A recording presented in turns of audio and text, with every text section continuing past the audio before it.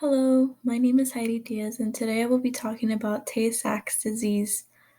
Just a little disclaimer, please do not mind my voice. I am a little bit sick, but I will continue on. Okay, so let's start off with learning about what Tay-Sachs disease is. Tay-Sachs is a rare genetic disease caused by a mutation that prevents the creation of enzymes that act to digest fatty molecules, specifically in the brain and spinal cord. This disease affects mainly the Jewish population, specifically in Eastern European and people of Eastern European and Russian origin. It can also be found in French Canadian, Pennsylvanian Dutch, and Cajun families. Okay, and now we're going to be talking about a little bit about what this group whole entails.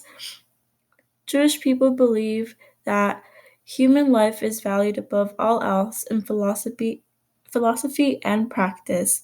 They believe that healthcare professionals are important and caring as they care for the ill. They are seen as instruments of God for helping the ill.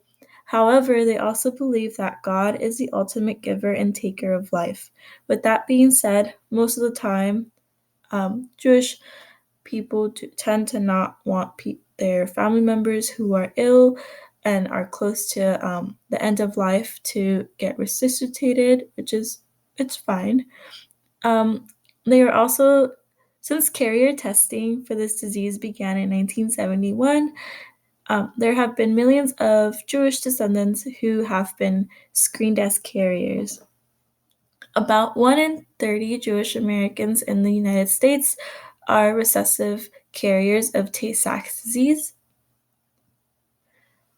And now we're going to be talking a little bit about symptoms of Tay-Sachs disease and the types of Tay-Sachs disease that there are. So, Tay-Sachs disease typically begins in infancy, and you can see it within 3 to 6 months. The progression is pretty rapid, and usually with infant Tay-Sachs disease, the children tend to live up to age 4 or 5. Juvenile Tay-Sachs is mainly around the age of like 15. Um, that's usually when they are closer to like the end if they are close to passing.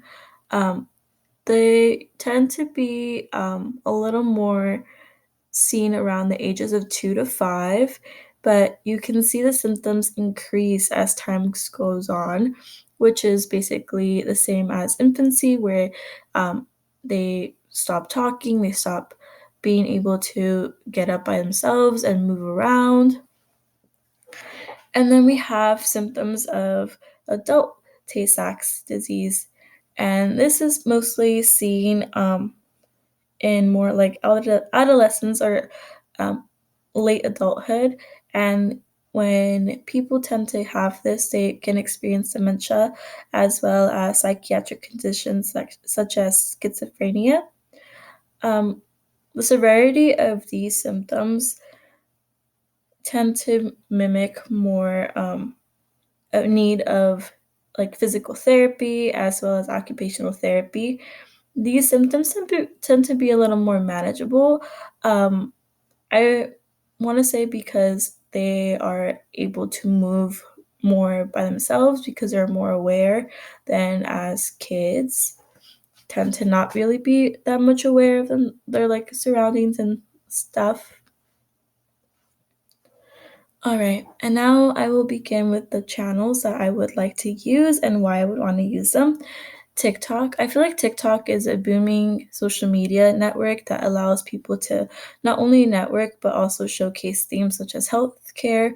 I've seen a lot of TikToks where they talk about different kinds of diseases, and it really helps bring awareness to like the whole like disease, as well as Facebook. There are many Facebook groups that have support groups, and they tend to have a lot of information on there as free resources and just like different kinds of support that each family member can give to another family that is also in need.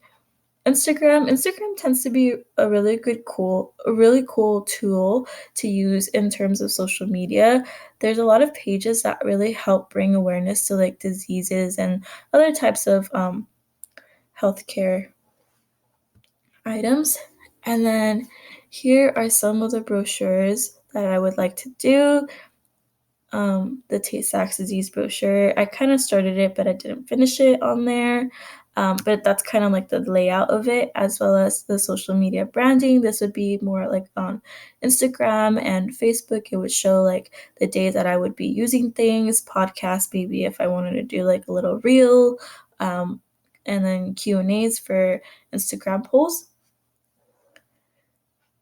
So my goals for awareness, I really want to keep people informed about this rare disease because it's very rare and it affects a population that is predominantly big in the US. And it can affect anybody that has a recessive gene, not just people who are Jewish. I really want to bring awareness to carrier screening. This is when you go get screened to see if you have any genetic deficiencies.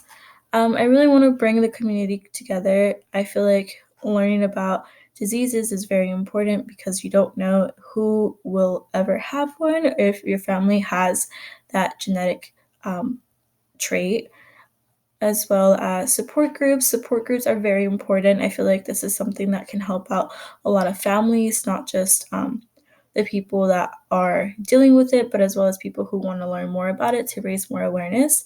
I feel like runs, fun walks can help bring a lot of awareness, and it can also be used to have fundraise money to this cause and trying to find different things that can help better the quality of the people who have Tay-Sachs disease is very important as well.